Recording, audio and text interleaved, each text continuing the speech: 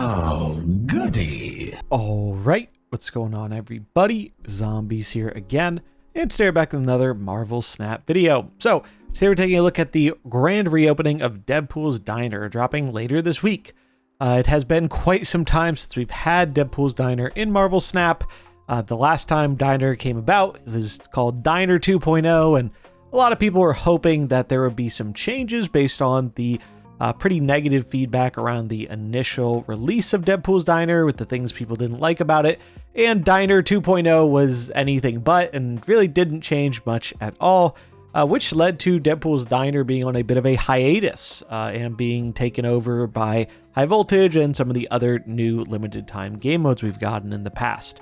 But it is finally making its return, and it has gone under a pretty big rework with a lot of changes here, and pretty much all of these changes I think are for the better in terms of making the mode more enjoyable to as many players as possible. So they did just drop the information about the changes to the Diner on the Discord, so that's what we're going over today.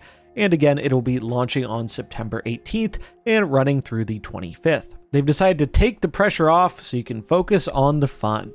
Now, you only ever risk what you raise. There's no more auto doubling to the stakes on turn 5 and turn 6, and your opponent's snaps only raise their pot, not yours. So there's still the fun element of multiple snaps. That's still something you can do and your opponent can do, but you could also limit it to a smaller number of snaps if you're not interested in risking all of your bubs all at once. I think this will help a bit with one of the biggest complaints around the Diner, which was easily crashing out and losing all your currency and being greeted with the pay us gold or wait 8 hours message, which nobody liked to see. You still see when your opponent raises their stakes, so you have an idea when they're in a good position versus not.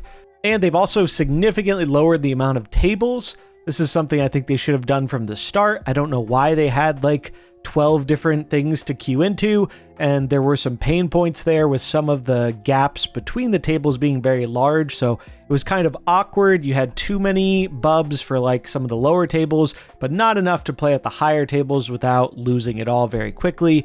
So I like that they are lowering the number here. This should also help with queue times, which did become a problem in past iterations of the Diner. Missions have also been added as plate missions, which can be completed by snapping, and that is going to earn you nachos, which is the currency for the new shop in the Diner. Diner is getting its own dedicated shop now. It's not just going to be a rewards track where you get the stuff off of, though it will still have that, but I imagine that is going to have more of the currency, which sends you to the shop to use to get whatever it is you want. There's a new card joining the game through this mode. It is Danger, who's going to be a Series 4 release. Danger is a 4/6 with Activate. Destroy an enemy card here with less power. Seems like it could be an okay card. Traditionally, these 4-cost Activate things have been a little awkward in the past. However, there is some Activate support coming in the future. I think that might be the November season. I'm not up to date on all the data mines, but one of these months, I think after the zombie month, there is a lot of Activate support coming. So getting this card for free through the Diner could be beneficial, even if it doesn't really shine now. Maybe it will have a bigger moment when we get more Activate support coming in the future season. It sounds like the plate missions will automatically refresh. I don't know right now if that means that as soon as you finish one, there will be another one, or if this is just them saying in a fancy way, hey, it's going to be like the other modes where these will refresh after a set amount of time. It does say they refresh automatically as you complete them. If it does work that way, that would be really great.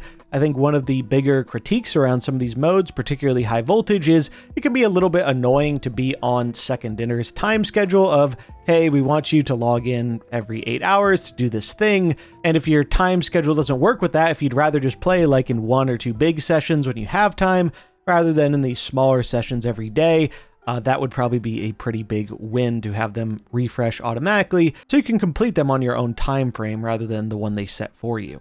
Sounds like they have some new borders dropping with it as well. Red Fire borders, Gold Chain borders, and obviously the new Series 4 card Danger, who will be exclusive to the mode for a few weeks after release. Usually these come out about 3 weeks after the event ends. There are now only 4 tables for matchmaking into different queues: waffles, s'mores, spaghetti, and hell burger. And you can see the bubs required and the antes listed below them. I think this was definitely a much needed thing. They had way too many tables. There were big gaps between them. This seems like a more sensible way to do it, in my opinion. Your bubs will refresh every hour until you hit your bub refill cap. And you can also increase your bub refill cap by moving up the reward track.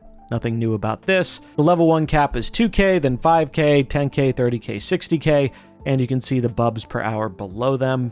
We also have the rewards track listed, so assuming you put in the time, these are all the rewards you'll be getting off the track.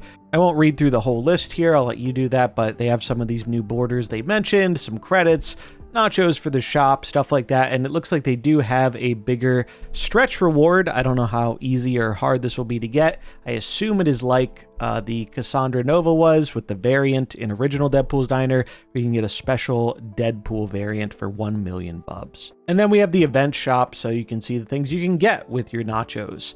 Obviously the card for 2,000 nachos. They have a new emote, they have different variants, borders, cosmetics, currencies, etc., etc. I'll leave it to the math people to figure out the exact numbers on these things, and I'll probably try and include that, assuming it is released alongside my guide to the diner and what decks you should be playing and all that when the mode drops later this week.